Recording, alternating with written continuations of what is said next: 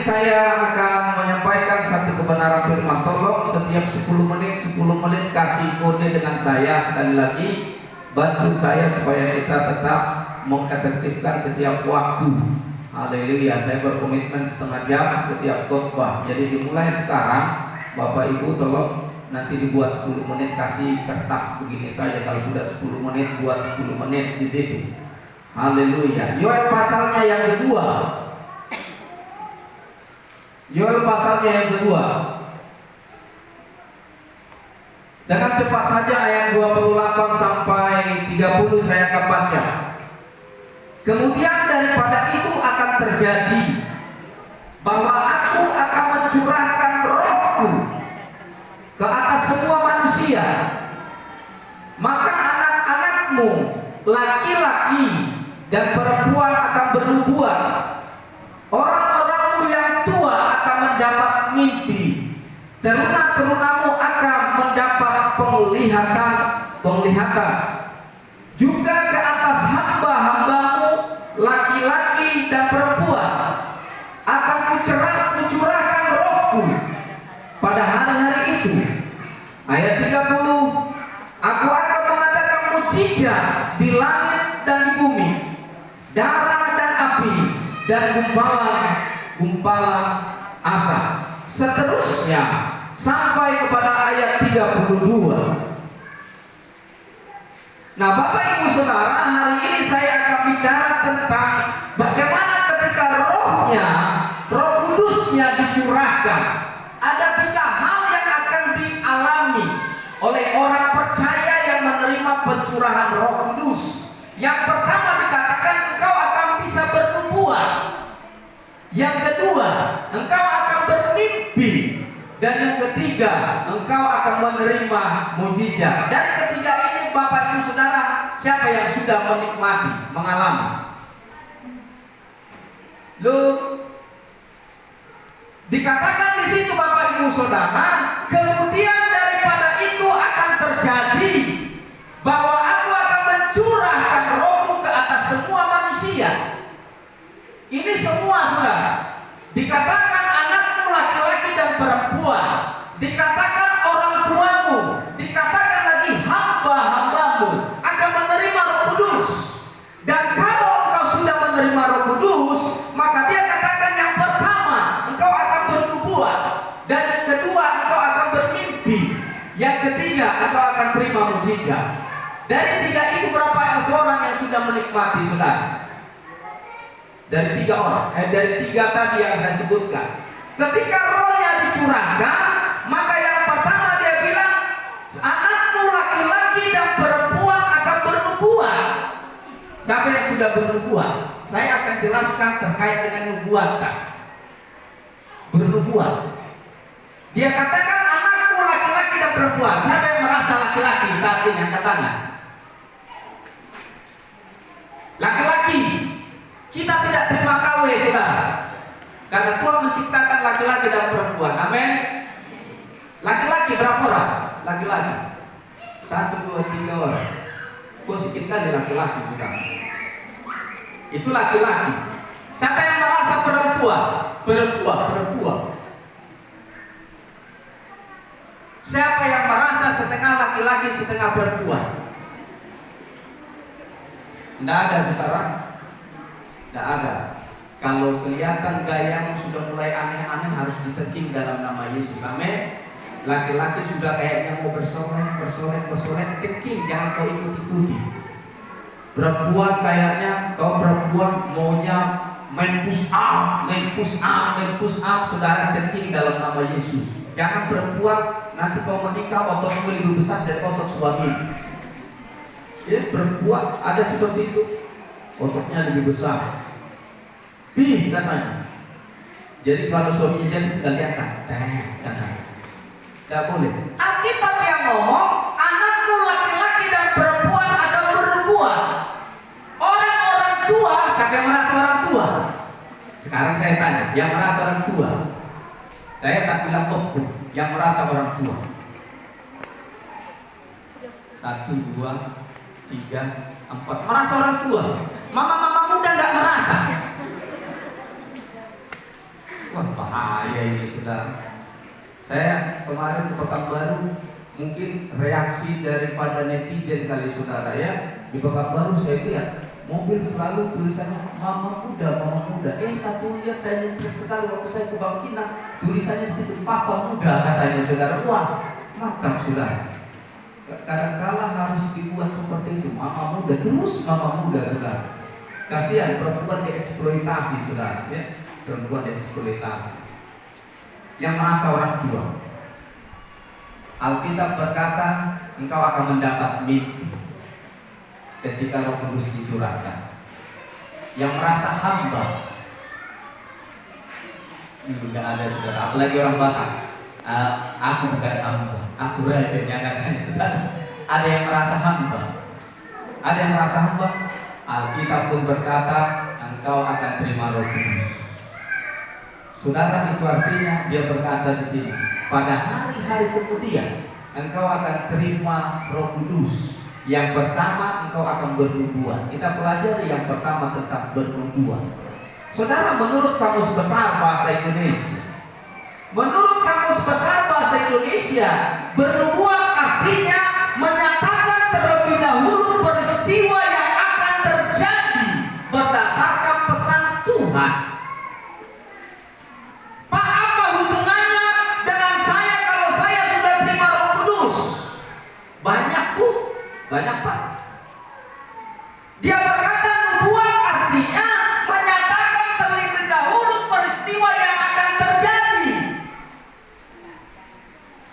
Bukan suka-suka kita loh saudara, tapi Alkitab berkata berdasarkan pesan Tuhan. Apa itu pesan Tuhan? Saudara nggak perlu bilang Pak, bagaimana cara saya bisa dengar suara Tuhan? Ada orang ngomong gitu kan saudara? Pak, bagaimana saya mau dengar suara Tuhan Pak, katanya saudara. Iya, siapa yang pernah dengar suara Tuhan? Ada orang tanyakan Pak, aku lupa lebih sering dengar suara setan. Nah, berarti kau kalahnya setan. Ya. Malam-malam saudara, waktu saudara takut yang mau dengar saudara. Tapi kau tak bisa dengar suara Tuhan. Suara Tuhan tidak harus audible, saudara, bisa didengar. Tapi suara Tuhan itu bicara firman Tuhan. Jadi kalau dia berkata nubuatan adalah menyatakan terlebih dahulu peristiwa yang akan terjadi. Apa hubungannya dengan keadaanmu saudara? Pada saat kita terima Roh Kudus, dia berkata kau punya kemampuan untuk bernubuat. Artinya apa?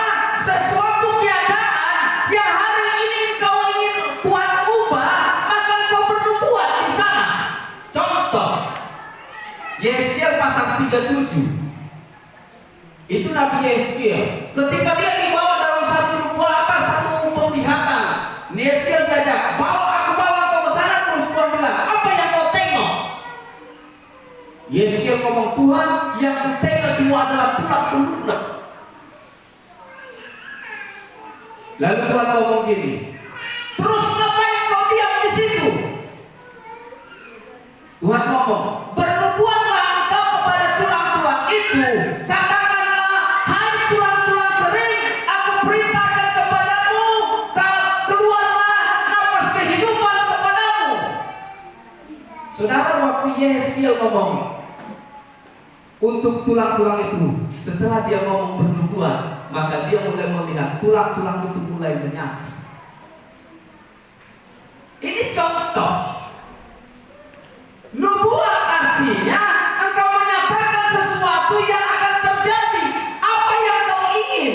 Tapi ingat, berdasarkan pesan Tuhan. Dan pesan Tuhan itu hanya engkau dapat lewat firman. Minggu kemarin saya katakan Bapak Ibu Saudara tak perlu keluar dari keinginan hati Tuhan. Begitu banyak keinginanmu, tapi engkau harus lihat dari sini. Kenapa banyak orang saudaraku apa yang dia minta gak pernah dijawab oleh Tuhan? Karena tidak sesuai dengan ini. Jadi nubuatan pun sama saudara. Waktu kita terima Roh Kudus, Alkitab katakan engkau akan bernubuat. Artinya pada saat kau lihat mungkin keadaanmu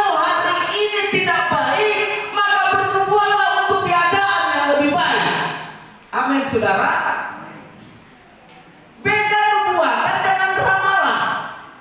Kalau ramalan adalah cara memprediksi berdasarkan 1, 2, 3, 4. Contoh seperti kemarin ada orang meramalkan, kalau sampai 3 tahun virus corona nggak apa, maka resesi ekonomi secara global akan terjadi. Itu ramalan. Kenapa? Karena dia melihat berdasarkan hal-hal yang sedang dialami. Tapi nubuatan tidak sama, saudara. Nubuatan itu kau ngomong ke depan apa yang ingin terjadi. Baru di belakang rohnya akan meneguhkan, saudara. Karena itu penting bagi kita untuk memperkatakan. Bernubuatlah, saudara. Pak, bernubuat itu kan biasanya identik dengan nabi. Alkitab yang ngomong, pada saat rohnya dicurahkan, maka anakmu laki-laki dan perempuan akan bernubuat. Ingat saudara, ketika Yoel ini ditulis, itu keadaan ketika orang Israel berada dalam tulah belalang. Artinya apa? Ekonomi mereka secara saat itu merosot sekali, dan ini dibutuhkan nubuatan. Waktu mereka terima roh, mereka punya kemampuan berkata, dalam nama Yesus 1 tahun ke depan, walaupun tulah belalang menghabiskan seluruh ladangku, tapi aku percaya tahun depan aku akan panen raya. Itu nubuatan, saudara. Bukan cuma engkau yang ngomong, tapi ada roh yang di belakang saudara meneguhkan kata-kata itu. Itu yang pertama, saudara. Kemampuan bernubuat akan diberikan kepada orang-orang yang sudah terima Roh Kudus. Pertanyaannya cuma satu. Apakah kau sudah terima Roh Kudus?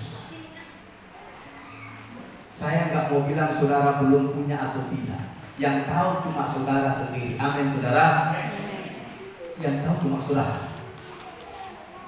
Ketika rohnya dicurahkan, Alkitab ngomong, engkau akan bernubuat. Ngomong, katakanlah sesuatu, apapun yang kau inginkan, berdasarkan janji Tuhan ada dalam firman. Saudara, mungkin kadang-kala kita, apa yang kita minta, apa yang kita inginkan, apa yang kita usahakan hari-hari ini, sepertinya enggak ada terjadi sesuatu. Ini mohon saudara, ketika engkau terima Roh Kudus, katakan sesuatu kepada keadaan supaya berubah. Amin, saudara. Nanti sampai di sini. Kemampuan untuk bernubuat. Yang kedua, saya cepat-cepat saja. Yang kedua dikatakan dalam ayat itu, Yoel. Saudara nanti lihat ya di Yeskiel pasal 37. Yang kedua, Bapak Ibu Saudara,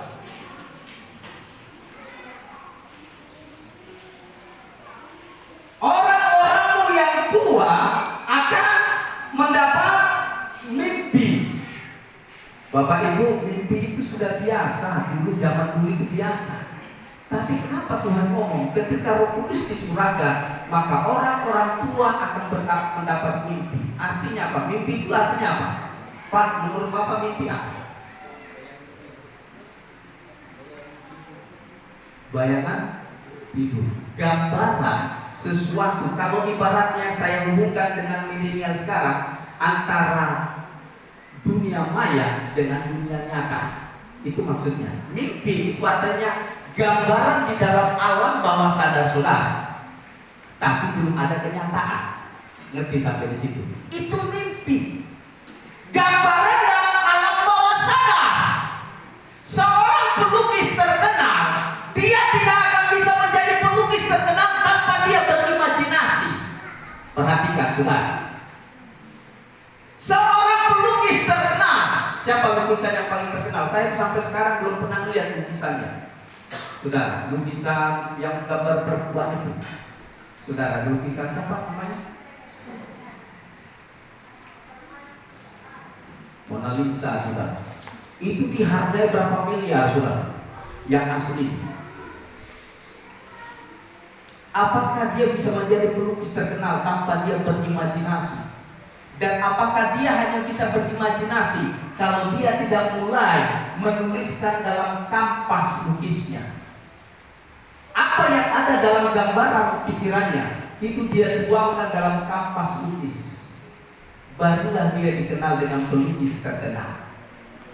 Tuhan berkata hari ini kepada kita, ketika rohnya dicurahkan bagimu, engkau akan memiliki kemampuan menggambar dalam alam bawah sadar tentang keadaan, tentang hidupmu, saudara. Itu maksud Tuhan. Amin, saudara. Kemampuan menggambar, saudara.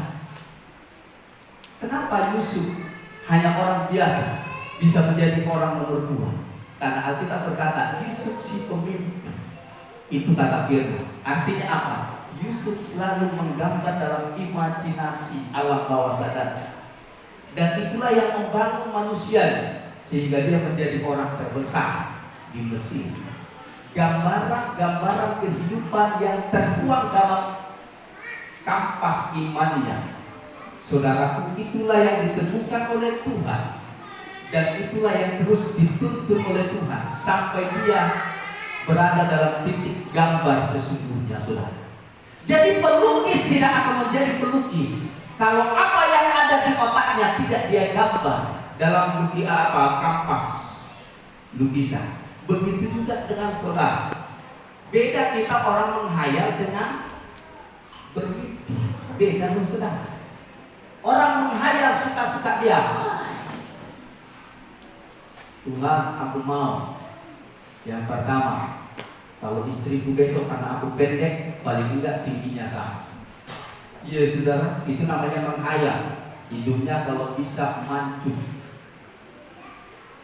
kayak Petro, saudara, ya. Karena aku rambutnya keriting, Tuhan, kalau bisa ya bayangin rambutnya ya ikal-ikal sedikit bolehlah, tapi jangan keriting mosok. Iya kan, saudara? Begitu. Itu makanya beda, saudara. Itu Tuhan tidak sebutkan.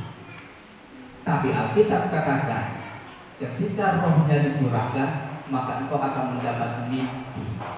Kemampuan menggambar dalam alam bawah sadar. Artinya apa, saudara? Bermimpilah berdasarkan firman Tuhan, karena rohnya akan meneguhkan saudara. Jadi apapun saudara, Pak, saya seperti anak saya. Kalau dari kecil dia cita-cita mau jadi profesor. Saya pernah ngomong, saudara bilang, profesor apa kompresor? Saya bilang begitu. Tinggal balikkan, saudara. Kalau mau jadi profesor, maka gambaranmu adalah menjadi seorang pembesar. Tapi kalau kau mau jadi kompresor, maka gambarannya adalah alat pemompa, saudara. Jadi gambar diri saudara. Ingat loh, saudara, ketika Tuhan menciptakan manusia, Alkitab berkata apa? Maka manusia diciptakan berdasarkan imago Dei, gambar dan rupa Allah. 3 orang di situ, Allah Bapa, Allah Anak, Allah Roh Kudus. Waktu diciptakan manusia bikin kepala, mungkin Bapa melihat Yesus. Oh, seperti itu. Dia lulus. Dia lagi.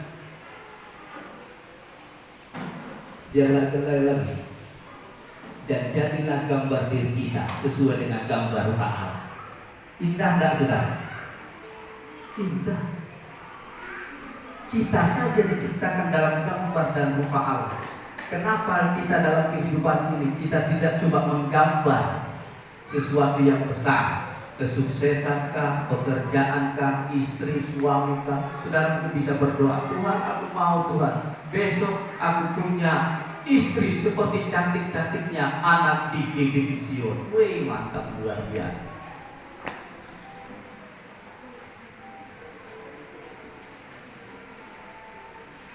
Setiap ibu berdoa, Tuhan, kalau bisa aku dapat jodoh gantengnya seperti pemuda GBI Sion.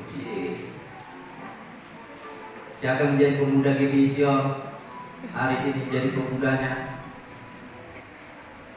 Jangan pula nanti Tuhan, kalau bisa aku jangan seperti mama-mama GBI Sion.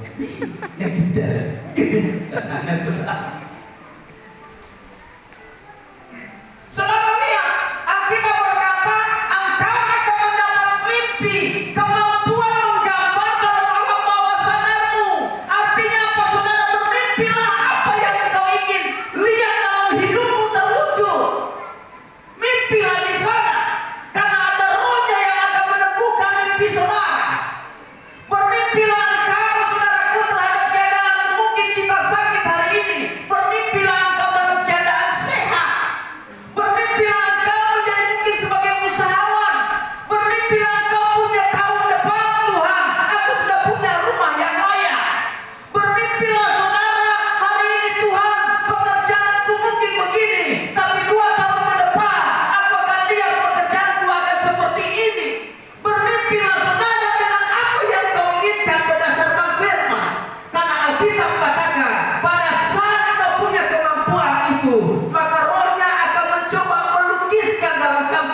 saudara, dan kau akan diarahkan pada tujuan itu, saudara.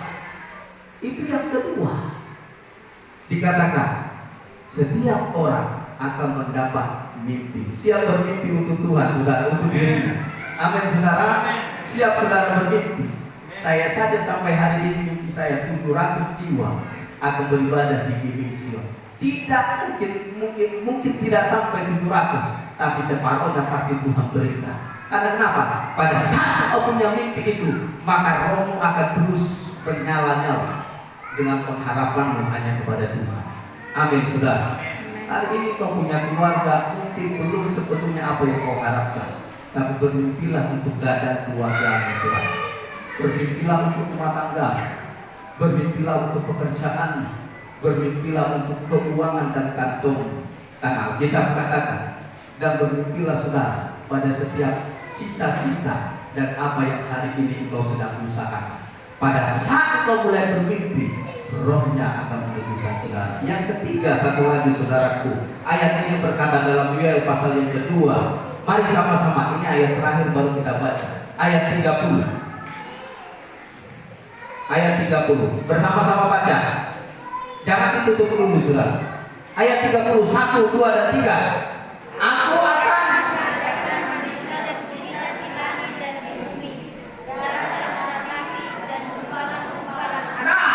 sampai situ dulu. Saudara, saya lihat ada sistematis pada saat rohnya dicurahkan kepada melihat tiada zaman Noel pada waktu itu ada resesi ekonomi. Kenapa tulang belalang cukup mematahkan? Ada 4 tulang belalang. Belalang mengering, belalang pindahan, belalang pelompat, dan belalang pelahan. Saudara lihat, begitu habis semuanya apa yang diusahakan oleh orang-orang Israel pada waktu itu. Belalang mengering, belalang pelompat, belalang pindah, dan belalang pelap. Habis semuanya, saudaraku. Apa yang ada yang ditinggalkan di belalang mengering akan dimakan belalang pelompat. Apa yang dimakan belalang pelompat akan dimakan belalang pindahan. Apa yang dimakan belalang pindahan akan dimakan oleh belalang pelap. Lihat, habis semuanya. Resesi pada waktu itu. Tapi Tuhan katakan kepada orang Israel, ketika kau terima Roh Kudus, maka yang pertama kau akan berbuat buat keadaanmu berubah. Yang kedua, dia bilang apa? Engkau punya kemampuan menggambar, berimajinasi, bermimpi, saudaraku. Dan yang ketiga, engkau akan terima mujizat. Tapi ingat, saudaraku, engkau harus punya nubuat dulu, engkau harus punya mimpi dulu, baru ada mujizat di sana, saudara. Lihat kan sistematis Alkitab kita. Jadi saudara berharap mujizat kalau saudara tidak pernah berbuat. Saudara berharap mujizat kalau dalam rohmu. Kalau Paulus berkata, engkau tidak membuat saudaraku dalam pikiranmu, saudaraku, dimensi rohmu ada gambaran-gambaran positif. Bagaimana kau terima mujizat di sana? Lihat rumah tanggamu, kau nggak peduli, saudara. Lihat anak-anakmu, kau nggak peduli. Peduli saja nggak, apalagi didoakan, saudara. Iya nggak? Lihat keuanganmu sudahlah menyerah dengan keadaan. Lihat pekerjaanmu sudahlah, memang pekerjaan itu begininya. Saudara, banyak kali orang seperti itu. Tapi saya mau katakan, ketika rohnya dicurahkan, dia bilang apa? Kau harus bernubuat, ngomong sesuatu. Baru yang kedua, kau punya gambaran, imajinasi dalam alam pikiranmu, di dalam alam rohmu, di dalam alam imanmu, saudara, kau gambarkan sesuatu. Baru yang terakhir dia bilang apa? Seketika itu kau lakukan, yang ketiga kau akan terima mujizat, saudara. Amin, saudara. Amin. Amin. Amin. Mulailah bernubuat, mulailah bermimpi, maka kau akan terima mujizat, saudara. Itu kata Firman. Engkau akan terima mujizat. Tapi pertanyaan besarnya cuma satu dari 3 hal tersebut. Apakah engkau sudah dipenuhi Roh Kudus? Siapa yang merasa hari ini sudah dipenuhi Roh Kudus? Halo, ada? Siapa yang hari ini merasa sudah dipenuhi oleh Roh Kudus? Maka kau akan terima mujizat. Amin, saudara. Sekali lagi saya mengajak saudara, siapa yang sudah dipenuhi Roh Kudus? Itu pertanyaan besar hari ini. Apakah kau sudah dipenuhi Roh Kudus? Cara kau dipenuhi Roh Kudus cuma satu. Datang dalam kerinduan kepada Tuhan. Katakan dalam hatimu, masuklah Roh Kudus. Aku siap menerima engkau dalam hidup. Amin, saudara. Amin. Mari sama-sama kita bangkit berdiri.